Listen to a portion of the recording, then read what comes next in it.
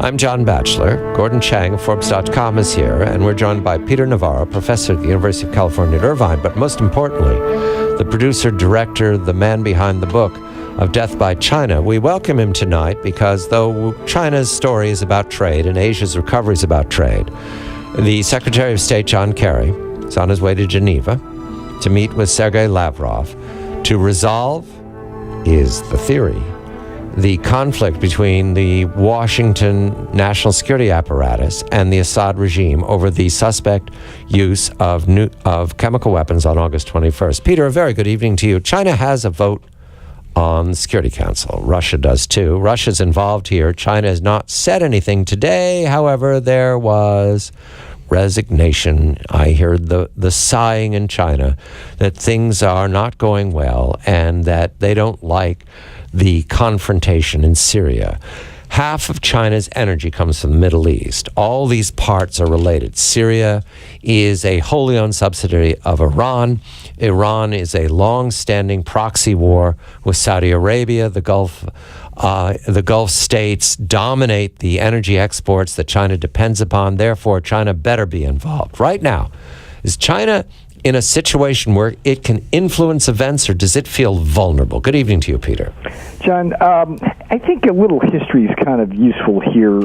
Deputy Secretary of State Robert Zoellick back in 2005 called on China to be a responsible stakeholder. I don't know if you remember that, but what was funny about that was that it didn't translate in Chinese.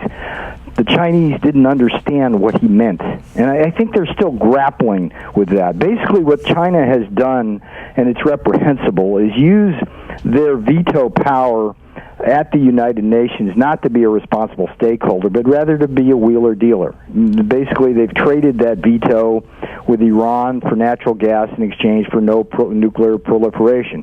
When we tried to crack down on the Sudan for genocide, they traded for oil there. So what China, when we hear China and the UN in the same sentence, John, we have to be very wary, because all China has done up to this date and time is use the UN basically as a way of creating its own bilateral deals for its own benefit. In this particular case, I think what's surprising about that is the Russian move. And I would be very surprised if China was the only vote to vote no on any proposal at the UN. Usually Russia goes along with China. So it's going to be very interesting to read the tea leaves here. But you were absolutely right in your opening remarks. What we've got is a great game going here where China, Russia, they're both trying to get influence in the Middle East, and their clients are basically Syria and Iran, and our clients are basically Saudi Arabia, Israel, and the Emirates, among others. Peter, it's really interesting that you talk about China trading its vote on the Security Council for all sorts of things. It would seem to me that we could stop that game if we stopped going to the UN and looking for solutions, because basically that would just sort of divest China of its power in the Middle East, right? Yeah, you're right, Gordon. Now, I think this country, the greatest nation in the world, the freest nation in the world, needs to think about two institutions that are really hurting us, the United Nations and the World Trade Organization. Both of those organizations are dominated by countries that frankly don't like us and don't have our best interests at heart. And when we try to play that game, we cannot play it as well as China. And so I wonder why we don't form a different kind of alliance with the countries that are free and have our ideals at heart, rather than go along with the UN, which it's perverted both by Russia and China in the way they wield their veto power. Amen to all of that. I mean, it seems that we got the World Trade Organization where you can't expel a member for bad behavior. China's trade behavior has been getting worse over the years, not better. You get the UN, which is dominated by autocracies. You got the Iran being chairman of the Human Rights Council, for God's sake. This is just unbelievable. Not without humor. And essentially what we have is we're playing in a game which is just stacked against us. We should be working with democracies like we did during the Cold War. Yeah, Gordon, and people listening to the show, look, we're sitting here in America, and we're watching a president really out of his depth. I mean, this is a man of great principle, a man who thinks you can negotiate anything. And he's in a world where those rules don't apply, and he keeps making the same mistakes over and over again. And meanwhile, our economy and our national security get more vulnerable to these forces at play, and it's a critical time right now. The Chinese, the headline, reacted coolly to the French proposal at the United Nations. Why? Because the French included what is called Chapter 7. I know this is deep into the story of the development of the United Nations, but Chapter 7 is where you get to enforce a United Nations Security Council resolution, and enforcement can take many faces, but one would be military. Certainly, there's also blockade, sanctions, but enforcement is what China doesn't want. Peter, China right now is not deeply involved in these negotiations. However, it can get involved very quickly. I'm going to be cynical and say, what dog is in the fight for China? What does it want? If it's going to get involved, what does it want for it? Well, China wants to preserve basically Iran-Syria relationship. China's Syria's biggest trading partner. China gets oil from Syria. Iran and China, the gas fields in Iran are basically owned and operated and shipped to China.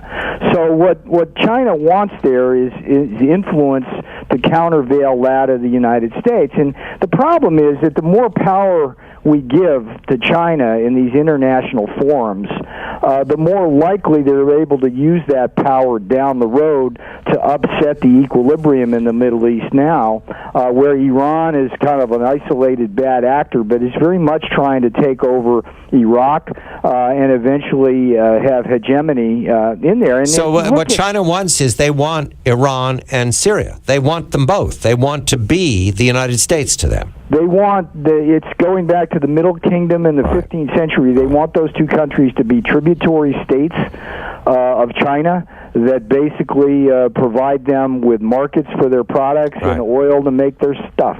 Well, Gordon, I'd say they're very close to it right now because the United States has broken off what you'd have to say a future with Syria. It's just broken it off. John, you know what just it irritates me the most in this is, all the blood and treasure that we spilled as a country in Iraq has simply paved the way for Chinese companies to come in and pump their oil. I mean, it's just, what's wrong with that picture? It's the world we're in, the way we live now. And so what I'm hearing, Gordon, is that China has a great advantage here and lots of opportunity if it plays it correctly. If it allows Russia to take the lead with the negotiation and then moves in, once securing the Damascus regime, and that will happen, and once securing Tehran's negotiations with the United States and the lifting of the sanctions, and that will happen, China wins. Well, China could very well win because, as Peter points out, it's got some very cynical, very mercantilist, just awful policies. And sometimes, the bad actors win, and this could be one of them.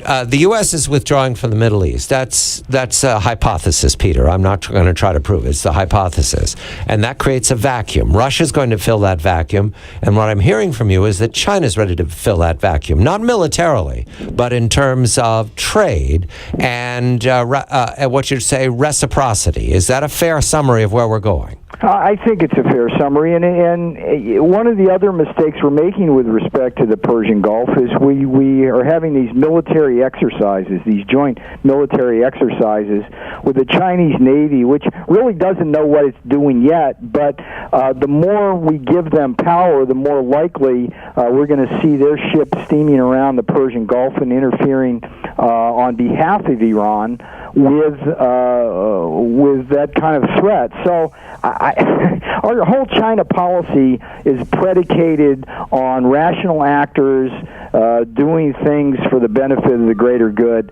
and when that comes to China, it's just the obverse. It's just wrong. Peter Navarro, the University of California at Irvine, and the producer of Death by China, the movie Death by China, the documentary Death by China. Gordon, 25 years ago, George H.W. Bush is elected President of the United States. 25 years from now, is China in the place of the United States in the Persian Gulf? Is the Chinese president H.W. Bush to the Persian Gulf 25 years from now? I don't think so, but that's a very long conversation. 25 years, Gordon. It just goes like that, right?